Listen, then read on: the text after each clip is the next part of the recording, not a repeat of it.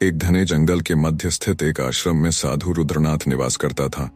उसकी तपस्या और ज्ञान की ख्याति दूर दूर तक फैली थी।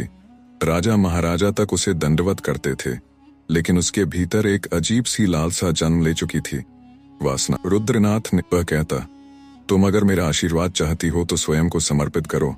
बहुत सी भोली स्त्रियां उसके मायाजाल में फंस गईं, लेकिन एक दिन उसकी मुलाकात देवकी नामक एक साध्वी से हुई। वह पतिव्रता थी और अपने पति से अगाध प्रेम करती थी। जब साधु ने उसे बहकाने की कोशिश की तो वह क्रोधित हो गई और बोली, तू साधु नहीं, एक ढोंगी है, तेरा हृदय अपवित्र है। यह सुनकर रुद्रनाथ तिलमिला उठा और अपनी सिद्धियों से उसे श्राप देने चला। परंतु देवकी कोई साधारण स्त्री नहीं थी, वह देवी दुर्गा की परम भक्त थी। जैसे ही साधु ने श्राप देने के लिए हाथ उठाया, उसके पूरे शरीर में जलन होने लगी और आकाश से एक गगनभेदी आवाज आई, हे दुष्ट, अब तू स्वयं श्रापित होगा।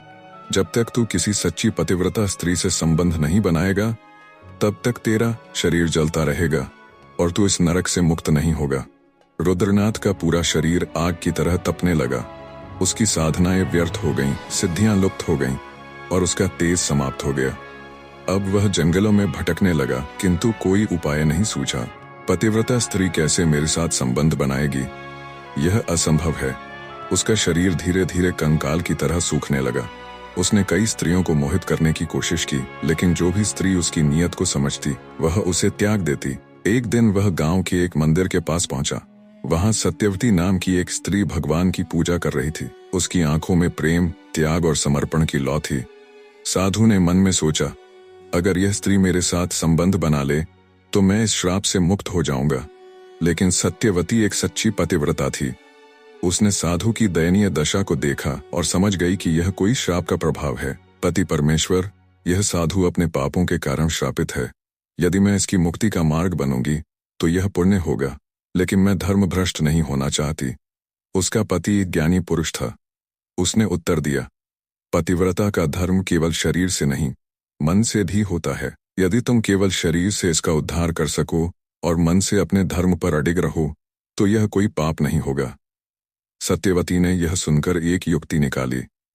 उसने साधु से कहा, हे साधु, मैं तुम्हें इस श्राप से मुक्त करने के लिए तैयार हूं, लेकिन एक शर्त है।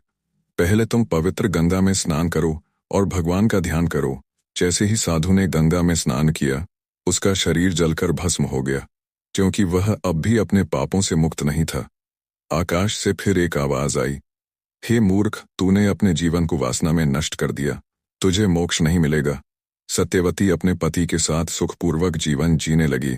वह हमेशा कहती, जो धर्म के मार्ग से भटकते हैं उनका अंत ऐसा ही होता है। इस प्रकार पाखंडी साधु रुद्रनाथ अपनी ही वासना के जाल में फंसकर विनाश को प्राप्त हुआ। सच्ची पतिव्रता स्त्री को कोई नहीं दिगा सकता और अधर्मी का अंत निश्चित ही होता है। अगर आपको कहानी अच्छी लगी तो चैनल को सब्सक्राइब करें।